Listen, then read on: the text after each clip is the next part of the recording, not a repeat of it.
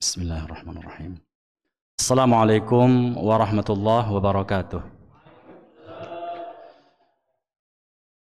Innal hamdalillah nahmaduhu wa nasta'inuhu wa nastaghfiruhu wa nastahdihi wa na'udzu billahi min shururi anfusina wa min sayyiati a'malina. May yahdihillahu fala mudilla lahu wa man yudlil falan tajida lahu waliyyan mursyida. Wa asyhadu an la ilaha illallah wahdahu la syarika lah. وأشهد أن محمدا عبده ورسوله الذي لا نبي ورسول بعده اللهم صل وسلم وبارك على نبينا وحبيبنا وقدوتنا محمد ابن عبد الله صلى الله عليه وسلم وعلى آله وأصحابه ومن تبعه بإحسان إلى آخر الأنام اللهم أنزل الرحمة والمغفرة والصحة والسلامة والهداية والتوفيق علينا في هذا المجلس اللهم آمين أما بعد. Bapak-bapak, ibu-ibu, saudara-saudari yang dirahmati Allah Subhanahu wa taala. Malam ini kita kembali melanjutkan kajian kita sebagaimana biasanya. Dan seperti yang kita katakan pada pertemuan yang lalu, kita tunda dulu untuk membahas kitab Tajridul Ittiba' dan juga kitab Ar-Rahiq Al-Makhtum. Karena ada beberapa hal yang kita butuhkan saat ini untuk kita pahami di dalam sudut pandang syariat. Kalau pada pertemuan yang lalu kita sudah membahas tentang masalah kehadiran anak-anak di masjid dan kemudian bagaimana mereka membentuk shaf dan apakah boleh anak-anak yang belum berkhitan untuk hadir di dalam shaf, untuk berada di dalam shaf. Kalau yang belum berkhitan, apa yang harus dilakukan oleh orang tuanya mengajari anaknya agar dia tidak terkena najis, tidak mengandung najis, terutama di dalam mazhab Syafi'i. Dan pada pertemuan kali ini kita akan membahas tentang adzan, ya, adzanut tifli. Masih tentang fikih anak-anak di masjid, ya. Bagaimana kedudukan anak-anak melakukan adzan. Karena hal ini terkadang menjadi diskusi di antara jamaah. Apakah anak-anak itu boleh adzan? Ada yang mengatakan boleh, ada yang mengatakan tidak.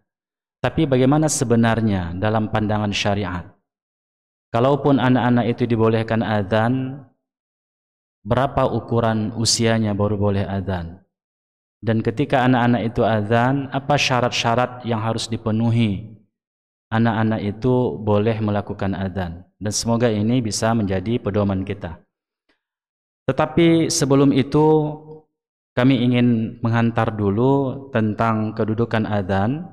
Walaupun kita sudah mengetahui tentang fikih adzan, tetapi tidak mengapa untuk kita ulang kembali, lancar kaji karena diulang, kan begitu. Disebabkan lalu jalan karena dilewati, kan, sering dilewati. Mengaji itu pun begitu juga.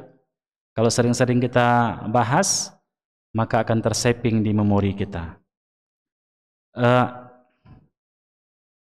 Tak ada yang menyangkal siapapun dan tidak ada khilaf di antara para ulama tentang kedudukan adzan di dalam Islam. Betapa luar biasanya fadilah adzan itu. Ini pahala yang sangat besar bagi muadzin.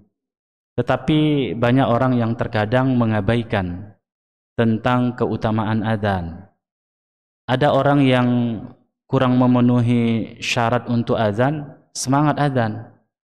Tapi ada pula orang yang sudah penuh padanya perangkat-perangkat syarat-syarat untuk menjadi muadzin, nggak mau pula dia adzan. Kan begitu. Ini kurang motivasi kita, ya. Jadi para ulama sepakat bahwasanya adzan itu disyariatkan. Ada beberapa hadis, ya. Mari kita baca. Di antaranya adalah hadis yang diriwayatkan oleh Al-Imam Al-Bukhari, kemudian Imam An-Nasai. Hadis ini hadis sahih, ya. Yang pertama adalah An Abi Sa'id Al-Khudri qala li ibni Abi Sa'sa'ah Inni araka tuhibbul ghanam wal badiyah fa idza kunta fi ghanamika aw badiyatika fa'adzanta bis-salati farfa' sautaka bin nida'i fa innahu la yasma'u mada sautil muadzin jin wala ins wala syai'a illa syahida lahu yaumal qiyamah. Jadi Abu Sa'id Al-Khudri itu berkata kepada Abi Sa'sa'ah, sesungguhnya aku melihatmu, inni araka tuhibbul ghanam, engkau sangat menyukai ternak kambingnya, wal badiyah. Badiyah itu lembah ataupun padang pasir tempat mengembalakan kambing, kan begitu. Ketika engkau bersama kambingmu dan berada di di tempat savanamu, kan begitu, di tempat badiahmu, maka engkau azan untuk melaksanakan salat. Farfa' sautaka bin nida, maka tinggikan suaramu, kuat-kuat engkau azan. Kenapa? Karena bahwasanya tidaklah yang mendengar suara azan itu baik jin maupun manusia atau sesuatu yang lain, kecuali nanti di hari kiamat dia bersaksi di hadapan Allah kalau engkau adalah seorang muadzin. Coba bayangkan itu, betapa banyak yang mendengarkan azan itu ya. Maka mereka akan bersaksi di hadapan Allah tentang kedudukan kita memanggil orang untuk azan. Kemudian hadis dari Abi Hurairah, "Law ya'lamun nas ma fin nida'i was-saffil awwal, thumma lam yajidu illa yastahimu alaihi lastahamu, walau ya'lamuna ma fit tahjir lastabaqu ilaihi, walau ya'lamuna ma fi atsmah was subuh la atauhuma walau habbu." Jadi kata Nabi, kalau saja manusia itu tahu betapa luar biasanya pahala orang yang menyeru untuk salat, itu adzan itu ya, dan shaf pertama ketika salat, dan mereka tidak mendapatkannya, artinya tidak mendapatkan untuk adzan atau tidak mendapatkan shaf awal itu kecuali dengan diundi, maka mereka akan minta diundi. Kan? Luar biasanya ini. Tapi kita nggak tahu bagaimana fadilahnya. Kita memang yakin hari akhirat itu. Kita yakin adanya pahala, adanya surga, tapi kita nggak persis di hadapan kita bagaimana fadilahnya luar biasa itu. Pasti mereka minta diundi. Kalaulah mereka tahu bagaimana fadilahnya untuk yaitu salat pada waktu asar dan waktu subuh, yakni mendatangi masjid-masjid Allah, pasti mereka akan mendatanginya sekalipun mereka merangkak. Kalaulah kita tahu bagaimana fadilah luar biasanya di akhirat, ya, salat asar dan salat subuh itu pasti kita akan merangkak datang ke masjid walaupun sakit. Menunjukkan apa? Fadilahnya luar biasa. Walaupun sakit itu ada uzur dari syariat ya. Sampai begitu dikatakan oleh Nabi Muhammad SAW.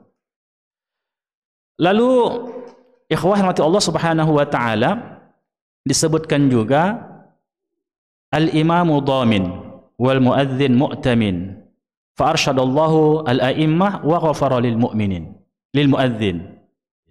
Imam itu dhamin, imam itulah yang menanggung salat kita. Makanya jadi imam ini ngeri-ngeri sedap juga ini kan. Makanya kita harus tahu ritmenya. Kalau kita cepat membaca, bagaimana agak direm sedikit, tapi juga jangan terlalu lama, tidur pula orang nanti di belakang, kan begitu. Kalau dia misalnya yang hafal Quran, dibacanya jadi imam itu sampai 2 lembar, tak kesian dia menengok waktu di belakang, kan begitu. Ya bisa itu di pesantren, bisa lah. Kalau di pesantren di mana, bisa lah begitu kan. Sama-sama menghafal Quran. Ini murojaah pula dia jadi imam, tak cocok itu. Lihat juga kebiasaannya. Nah, kalau setengah lembar, kalau sudah banyak orang batuk di belakang, udah ada tuh.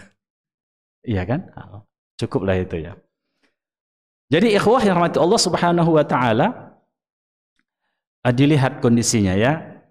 Jadi imam itu dhamin wal muadzin mu'tamin, tapi muadzin itu memegang amanah. Makanya pentingnya muadzin itu. Dia memegang amanah. Kenapa? Karena dialah menentukan waktu. Dilihatnya. Oleh sebab itu orang yang bisa memegang amanah. Ya. Bagaimana pahalanya? Allah fa'arsyadallahu al-a'immah. Allah akan memberikan hidayah kepada orang yang jadi imam. Tapi bagi muadzin apa? Ghafara lil muadzin. Allah mengampunkan dosa orang yang azan. Coba bayangkan kalau banyak orang yang datang kemari kita azan, berapa banyak itu, ikhwan. Jadi oleh sebab itulah, maka kita yang sudah dewasa, yang sudah berumur, ya harus antusias azan itu. Ya, harus antusias untuk azan itu. Terutama ya, kita lihat juga memang ada persyaratan-persyaratan lain. Ya. Semua kita paham bahwasanya pensyariatan azan itu di mana? Di kota Madinah. Di kota Madinah. Apa hukum azan? Ini berbeda pendapat para ulama. Perbedaan itu di sekitar ada yang mengatakan wajib, ada yang mengatakan sunnah muakkadah. Tak ada yang mengatakan hanya mubah, enggak ada. Jadi di antara wajib dan sunnah muakkadah. Tapi sebagaimana dikatakan oleh Syekh Abu Malik, karena Nabi SAW dan para sahabat tidak pernah tidak melakukan adzan di Masjid Madinah itu, Masjid Nabawi. Menunjukkan apa? Sesuatu yang dawam dilakukan oleh Nabi dan masyarakat muslim, menunjukkan wajib adzan itu. Kalau dia wajib, fardunya itu fardu apa? Fardu kifayah. Jadi kalau di masjid itu tak ada yang adzan, ya berdosalah sekampung tuh. Nah, kalau ada yang azan, maka dia telah telah membebaskan masyarakat itu dari dosa. Oleh sebab itulah ikhwah yang rahmati Allah Subhanahu wa taala, itu luar biasanya azan. Ya, luar biasanya azan. Kemudian azan itu ibadah. Ini penting bagi kita. Azan itu ibadah. Oleh sebab itu jangan ditambah, jangan dikurang. Tengok bagaimana redaksi azan yang diajarkan Nabi. Iya. Jadi jangan ditambah, jangan dikurang-kurangi. Nah, taib ya. Karena dia adalah ibadah. Baik. Bagaimana faidahnya? Fawaid yang bisa kita ambil? Bahkan betapa luar biasanya azan itu, orang musafir pun disunnahkan untuk azan ketika mau salat. Disyariatkan azan. Bagi orang yang musafir, disunnahkan azan. Misalnya orang jamaah haji lah misalnya kan, itu waktu di Arafah, itu kan dijamak salatnya. Iya kan? Qasar dan jamak.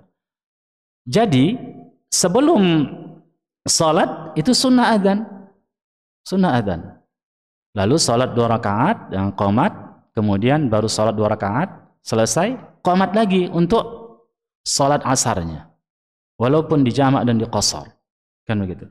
Jadi adzan itu tidak saja bagi orang yang muqim, tapi juga orang musafir. Adzanu lis-salatil faitah. Ya. Faitatin ya, lis-salati al-faitati, azan bagi orang salat yang terluput. Misalnya kita ketinggalan sholat atau tertidur, mau melaksanakan mengqadha sholat subuh misalnya, tertidur kita, sunnah azan, iya kan, sunnah azan. Tapi jangan pula pakai mic di sini ya, itu pula ramai orang datang nanti.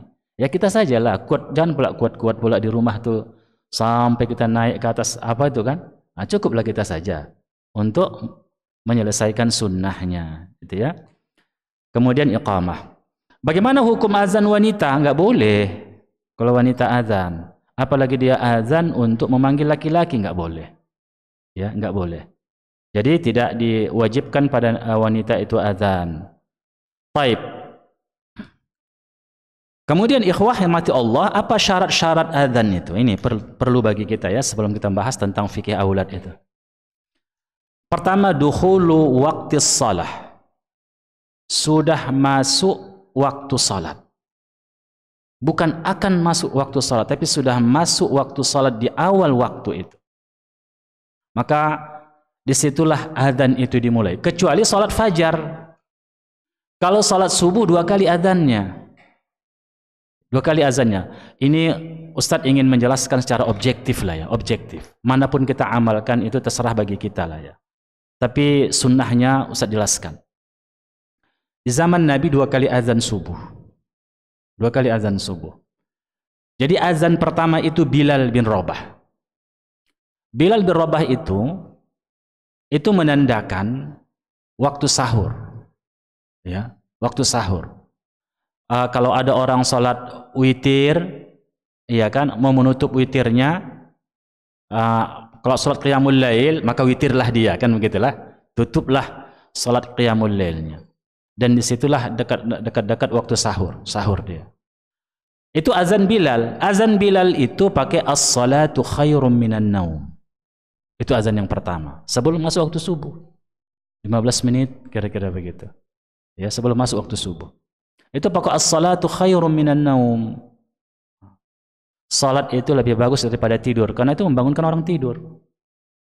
Kalau sudah diucapkan as-salatu khairum minan naum, jangan tidur lagi. Kan begitu kan? Bangun. Bersih-bersih badan dan sebagainya, ke masjid. Kemudian azan yang kedua masuk waktu. Masuk waktu itu adalah Abdullah Ummi Maktum. Dia tidak pakai as-salatu khairum minan naum. Ya. Tidak pakai as-salatu khairum minan naum. Itulah objektifnya di zaman Nabi. Bagaimana kita ustaz yang tak azan 2 kali dibuat yang kedua itu as-salatu khairum minan naum? Itu sudah fikih. Udah ijtihad. Udah ijtihad para ulama. Tapi fakta sejarahnya demikian tadi. Itu ijtihad para ulama. Kemudian ikhwah yang dirahmati Allah Subhanahu wa taala, syarat yang berikutnya adalah niatul adzan. Azan itu ibadah, perlu niat. Ya, innamal a'malu binniyat. Sesungguhnya sahnya amal itu dengan niat. Qasdus syai'. Kalau dalam mazhab Syafi'i, qasdus syai' muqtarinan bil fi'li. Jadi dia berniat melakukan sesuatu itu seiring dengan perbuatan itu. Karena dalam mazhab Syafi'i niat itu rukun. Niat itu rukun. Ya. Tapi dalam mazhab yang lain hanya syarat. Tak mesti beriringan. Melangkah pun dia mau ke mimbar itu mau azan, dah cukuplah niat itu. Karena dia qasdus syai'. Tidak mesti muqtarinan bil fi'li. Baik. Ada'uhu bil lughatil arabiyyah, mesti dengan bahasa Arab.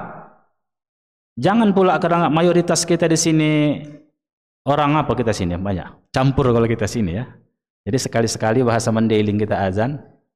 Allah nagodang kan begitu, sesekali bahasa Jawa kan begitu. Tidak begitu, tak boleh.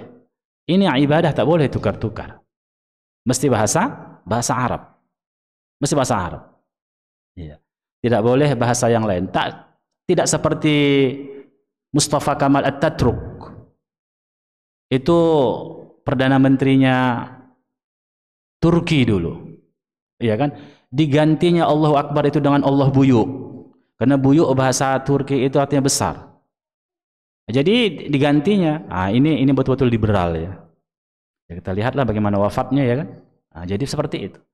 Nggak boleh, ini ibadah, nggak boleh diganti-ganti, nggak boleh ditambah, nggak boleh dikurangi, sesuai dengan sunnah Nabi SAW. Kemudian khalul azan minal lahni allazi yughayyiru al-ma'na. Azan itu juga tidak boleh lahan. Karena dia untuk menimbang ritme dan lagunya, jadi bersalah-salahan terus. Azan bertukar hurufnya. Itu nggak boleh. Sampai bertukar hurufnya. Maka dilihat mana alif lam syamsiyah, mana qamariyah. Hayya 'alal shalah, itu nggak boleh. Hayya 'alas shalah. Karena dia syamsiyah. Kalau hayya 'alal falah, baru qamariyah. Hayya 'alal falah. Jangan pula hayya 'alal shalah. Ya kan, coba lihat. Jadi jangan sampai karena ingin indah suaranya mengikut lagu itu lagu ini akhirnya berubah makna. Itu nggak boleh. Maka belajar azan itu belajar tajwid juga, belajar makharijul huruf supaya pas yang kita sebutkan itu ya. Iyalah, ini koreksi untuk kita masing-masing ini masing-masing. Karena begitulah syariat kita. Iya kan? Demi kebaikan kita. Biar betul-betul dapat pahala azan itu. Kemudian tartibu kalimatil azan. Ini tak ada pula orang yang menyelisih ini ya. Susunan, tertib dia.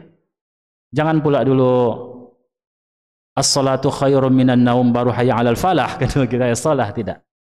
Jadi ada tertibnya. Ikuti tertib itu. Jangan ditukar-tukar. Sama itu Ustaz katanya. Pokoknya disebutkan enggak boleh. mesti tartib. Kemudian al-muwalatu baina alfadhil adzan. Berturut-turut, maksud berturut-turut itu begini.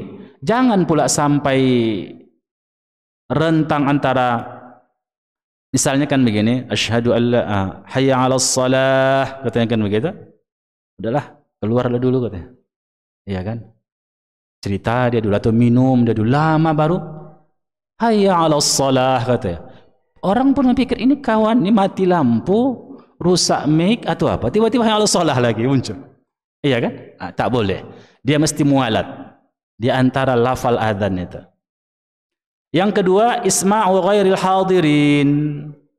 Didengar oleh tidak saja orang yang di masjid. Makanya kalau azan itu jangan mic dalam masjid, tapi mic di luar. Di luar. Makanya tak boleh azan itu dilarang kuat-kuat. Tak boleh. Bahkan di zaman awal dulu kaum muslimin, Bilal Rabah itu dia naik ke tempat yang tinggi agar didengar orang. Makanya masjid-masjid kita dulu pakai menara. Kenapa pakai menara? Karena tak ada gunung, tak ada bukit di dekat masjid. Mau kemana? Dipanjat, kan begitu kan? Dibuatlah menara supaya bisa sekampung itu mendengarkan azan itu. Itulah gunanya. Kalau sekarang taruh mic di atas ya kan? Kalau taruh mic di atas jangan manjat lagi, capek kita kan, cukup itu aja kan. Itu karena tujuan memanjat itu tadi apa? Naik itu untuk azan di atas. Begitu. Kemudian hal yujzi'u 'ardul azan muzayya ini. Bolehkah kita menghidupkan menyetel radio azan? Tak ada mau azan. Setel radio, dekatkan mic. Boleh? Enggak boleh. Enggak boleh ya. Jadi mesti orang azan. Kemudian hal yajuzul kalam asnal azan wal iqamah? Boleh kita cakap-cakap di antara azan? Sebagusnya tidak. Karena itu adalah ibadah. Kita fokus menjawab azan dan seterusnya ya.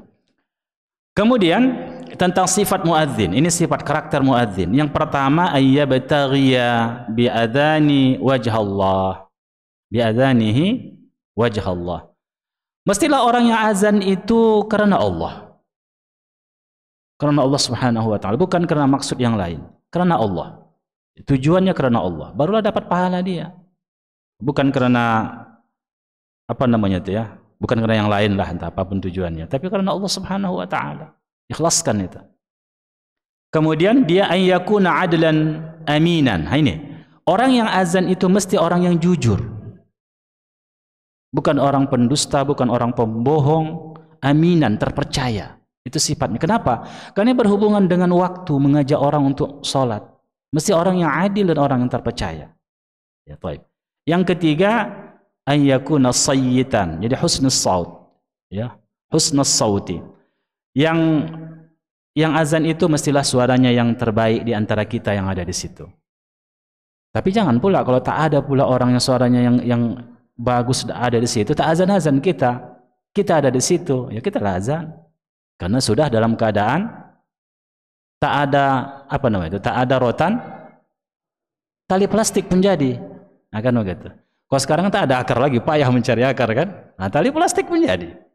Kalau tak ada rotan. Jadi kita azan, kita dapat pahala, ini kesempatan dikasih Allah sama kita. Ya. Jadi husnus sauti, bagus suaranya. Dari mana kita tahu bagus suara kita? Tanya istri kita. Kalau sudah punya istri. Biasanya orang yang jujur itu istri. Kalau ditanya misalnya, kalau saya bertanya antum, bagus suara saya. Oh, bagus Ustaz kata kalian gitu kan. Tapi kalau istri kita ditanya, jujur itu. Kalau saya rasa enggak usah lah Bang azan katanya. Kalau itu udah lihat tuh. Iya kan, biasanya istri itu jujur. Iya kan? Jadi oleh sebab itulah ikhwah rahmati Allah Subhanahu wa taala. Jadi seyuknya seorang muazzin itu ayyakuna sayyitan. Kemudian ayyakuna aliman bil waqt. Dia tahu sudah masuk waktu itu. Sudah tahu dia. Kalau kita di sini kan udah mudah kan? Tapi hati-hati juga kalau baterainya kan, habis baterainya gawat juga. Tahulah dia waktunya. Ditengok jamnya, ditengok HP-nya dan seterusnya ya. Baik ikhwah yang rahmati Allah Subhanahu wa taala, itu sifat-sifatnya. Kemudian azan itu disunnahkan suci dulu. Suci dari hadas besar dan hadas kecil. Kemudian azan itu qaiman, berdiri. Ada kejadian memang, ini bulan Ramadan, tak ada orang datang, golek di azan. Allahu Akbar katanya. Kan begitu. Jangan. Mesti berdiri azan. Sunnahnya berdiri. Ya. Kalau tak bisa berdiri pula dia, barulah dia duduk di kursi, dia duduk di lantai, kan begitu. Berikutnya adalah istiqbalul qiblah. Menghadap qiblat. Ibadah itu menghadap qiblat. Doa itu menghadap qiblat. Azan itu menghadap qiblat. Kemudian idghalu isba'ihi fi uzunaihi, memasukkan dua ujung jari ke telinga. Ini dia. Ini. Jangan pula kuat kali, pokoknya ini masukkanlah dia, tekan sedikit ini ya. Gini. Ke telinga. Ra'aitu Bilalan yu'adzinu yaduru wa yusba'u fahu hahuna wa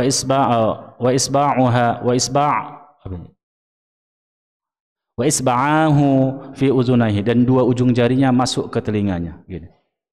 Allahu akbar, Allahu akbar. Jadi masukkan. Dan kita pun kalau sudah ditekan itu agak lain kedengaran suaranya, bisa kita kendalikan, kan begitu. Yang berikutnya adalah jam'ul muadzin baina kulli kalimatain.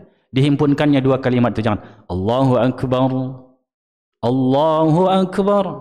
Lebih bagus Allahu akbar, Allahu akbar. Itu dia. Sebutkan ya. Kemudian iltifat bil ra'si yaminan 'inda qauli hayya 'alas shalah wa yasaran 'inda qauli hayya 'alal falah. Jadi memalingkan muka. Kalau ada mic di sini, jangan kalian tak kedengaran dia, diikutilah sedikit pula ya. Jadi kita agak ke kiri sedikit. Kalau dia hayya 'alas shalah, itu dipalingkan ke kanan. Hayya 'alas shalah, itu sunnah.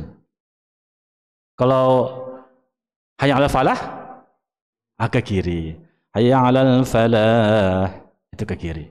Itu sunnahnya ya. Taib ya ikhwah, rahmati Allah Subhanahu wa taala. Kemudian azan fajar itu ditambahkan taswib, yaitu as-salatu khairu minan naum ya, pada azan yang pertama. Bagi orang yang mendengar azan, sunnah dia untuk mengikut apa yang dikatakan oleh muadzin. Ya. Allahu akbar, Allahu akbar. Dia jawab Allahu akbar, Allahu akbar. Kecuali nanti hayya 'alas shalah, hayya 'alal falah, maka dijawab dengan la haula wala quwwata illa billah. Kalau as-salatu khairu minan naum, apa jawabannya? Apa jawabannya itu? Sadaqata wa barirta. Itu enggak ada dalilnya. Memang dijelaskan oleh Al-Imam An-Nawawi rahimahullahu taala dalam kitab Al-Adhkar ya, bahwasanya jawabannya sadaqata wa bararta wa barirta, kan begitu. Tetapi tak ada dari Nabi itu. Yang jelas dari Nabi, maka ikutilah apa yang disebutkan oleh muadzin. Maka kita jawab as-salatu khairum minan naum. Ada sebagian ulama mengatakan cukup dengan wa ana. Cukup. Begitu ya. Jadi itu perbedaan pendapat para ulama. Baik. Ikhwah, nanti tak sempat pula kita fikih anak-anaknya ya. Ada beberapa keterangan yang lain, saya rasa tidak perlulah kita bahas lagi, terlalu panjang. Baik, kita bacakan dulu ini ya.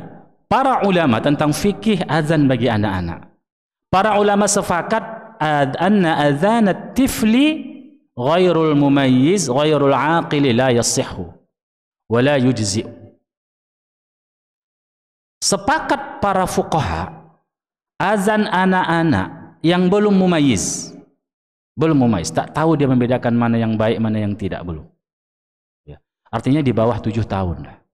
Ya, bawah 7 tahun. Kalau 7 tahun itu udah tahu dia. Bahkan 7 tahun itu udah disuruh Nabi salat. Muru auladakum bis salah. Ya. Suruhlah anak-anak kamu salat. Itu ketika berapa usia? 7 tahun. Kalau begitu dia disuruh salat, berarti tabi'lah baginya azan. Boleh azan kalau sudah 7 tahun. Kalau kurang dari itu, atau 7 tahun tapi belum berakal, ya kan, ada terlambat, ya kan, ada yang seperti itu. Itu dijelaskan dalam beberapa kitab ya. Li'annahu la yudriku ma yaf'aluhu, sebab dia tidak tahu apa yang dia lakukan. Wa min syuruti sihhatil adzan al-islam wal aqlu wa dzukurah. Sementara syarat sahnya azan itu dia Islam, dia berakal, laki-laki. Ya, itu syarat sahnya. Kemudian lagi mereka berbeda pendapat. Bagaimana kalau yang mumayyiz? Summa ikhtalafu fi sihhati azanis sabil mumayyiz. Kemudian para ulama juga berbeda pendapat tentang azannya mumayyiz, anak yang sekitar 7 tahun tadi. Wa huwa man balagha sab'an ila al-bulugh, yaitu anak yang 7 tahun mau menuju ke baligh. Fa ajazahu jumhurul ulama madama ya'qilu al-adhan. Maka jumhur ulama membolehkan azan anak-anak yang 7 tahun ke atas tadi kalau dia sudah berakal, udah tahu dia azan itu apa tujuannya, udah tahu dia redaksi azan itu boleh. Menurut jumhur ulama, inilah yang dikatakan oleh Atha, Asy-Sya'bi, Ibnu Abi Layla, Abi Thawr ya, dan dipilih oleh Ibnu Munzir. Mereka beralasan dari Abdullah bin Abi Bakar bin Anas berkata bahwasanya dia waktu itu dengan pamannya menyuruh dia untuk azan, sementara itu dia belum baligh. Ya, lam ahtalim katanya. Aku belum baligh waktu itu. Artinya orang yang belum baligh sah azan berdasarkan dalil ini. Kemudian pendapat ulama yang lain ini terkhusus mazhab Malik. Imam Malik, la yu'taddu bi azanis sabi illa iza atamada 'alal baligh. Jadi tidak dihitung azan anak-anak walaupun sudah 7 tahun. Kecuali di situ ada orang yang baligh. Ada orang yang sudah dewasa mendampingi anak-anak itu. Li'anna al-adzana masyru'un lil i'lam, karena azan itu syariat untuk memberitahu. Jangan-jangan dia azan belum lagi waktunya. Karena berebut mereka untuk azan dia belum waktunya. Padahal 2 menit lagi baru waktu. Nah, maka mesti didampingi. Kapan baru sah? Didampingi oleh orang yang dewasa menentukannya. Kemudian li'annahu mimma la yuqbalu khabaruhu wa la riwayatuhu. Kenapa? Kalau anak-anak itu saja tak diterima. Di dalam hadis sendiri pun tak diterima periwayatannya. Kalau periwayat itu anak-anak yang belum baligh, tak diterima periwayatannya. Kecuali nanti dia sudah baligh, diriwayatkannya sewaktu dia belum baligh, kan begitu? Ah, itu boleh. Kemudian ikhwah yang dirahmati Allah Subhanahu wa taala, Syekhul Islam Ibnu Taimiyah memberikan sebuah perincian. Dan dia katakan bahwasanya adzan yang menggugurkan kefarduan dari penduduk negeri itu dan wa yu'tamadu fi waqtis shalah wassiyam, dan itu dipegangi cakap dia atau tindakan dia ada waktu untuk salat dan puasa, itu adalah apa namanya itu ya, dia mesti baligh. Kemudian sabiyu qaulan wahid, tidaklah dia anak-anak seperti yang tadi yang dijelaskan itu, yang tidak paham belum. Tapi kalau tadi dia sudah 7 tahun, udah mumayyiz dia, sudah tahu dia, kan begitu. Oh, ini azan ini untuk salat, azan ini masih masuk waktu dulu. Dan dalam mazhab Malik tadi mesti didampingi siapa? Didampingi orang yang dewasa di situ, disuruhnya, kan demikian. Demikian juga ya Syekh Ibnu Utsaimin juga mengatakan ya, in adzana ma'ahu ghairuhu fala ba'sa. Kalau anak-anak itu bersamanya ada orang dewasa di situ, tak mengapa. Ya, tak mengapa anak-anak itu azan. Tapi ingat tadi, azan itu pahalanya luar biasa. Makanya kata Nabi tadi, kalaulah tahu kita pahalanya bagaimana, diundi pun jadi, kan begitu kan, untuk melakukan azan itu.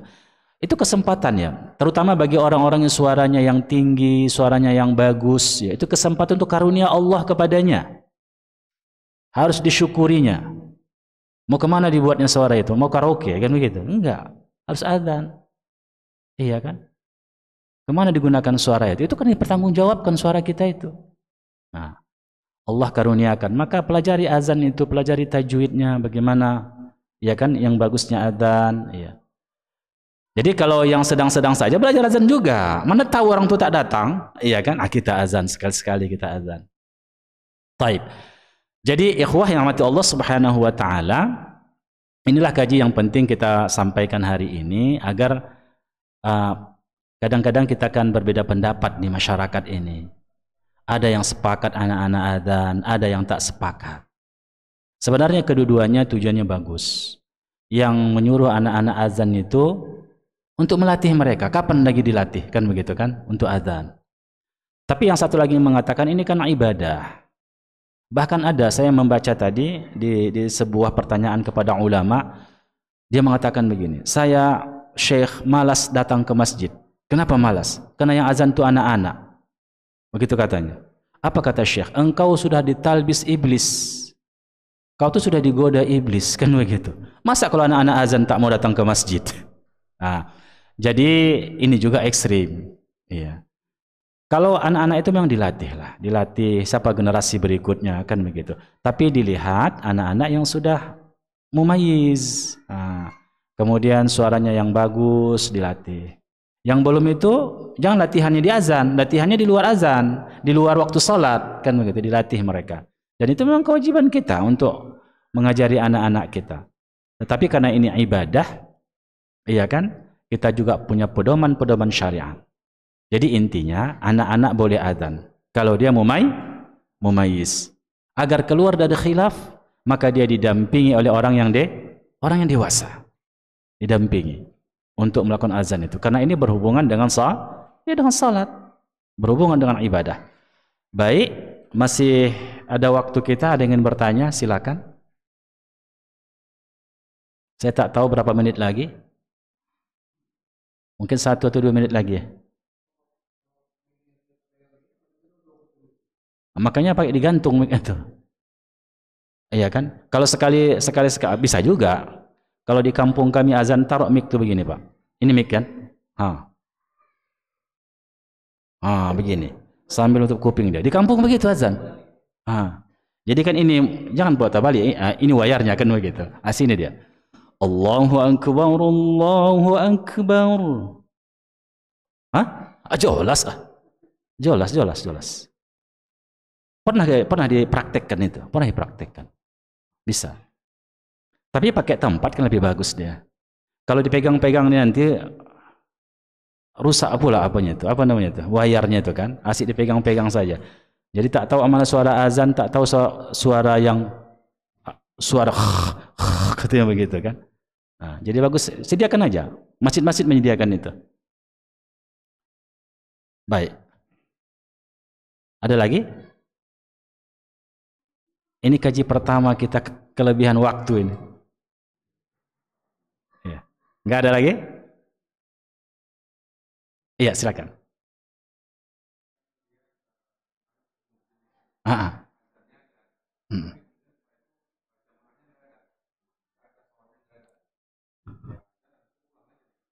Oh, jangan dia pulang, dia tunggu di situ. Makanya dia tunggu. Makanya jarak antara azan dan iqamat itu perlu juga waktunya. Jadi begini, azan itu bukan hanya menyatakan masuk waktu, tapi memanggil orang sholat ke masjid. Oleh sebab itulah di antara jarak antara azan dan iqamat harus dipertimbangkan. Kalau ada orang di tempat tidur, dia bisa ke kamar mandi, dia bisa berwudu, dia pakai baju, pakai kain, kan begitu, dia berjalan ke masjid. Jadi ada ukuran rentang waktu itu. Jadi jangan terlalu dekat pula antara, kadang-kadang begini, yang azan ini dia mau cepat, iya kan? Maka dicepatkannya juga lah qomatnya kan gitu. Jangan kepentingan kita, bagaimana sunnahnya? Bagaimana sunnah? Kalau antum pernah ke Makkah, iya kan? Bagaimana jaraknya itu kan antum tahu kan? Kita masih di maktab lagi, bisa lagi sampai ke masjid itu. Sampai ke masjid.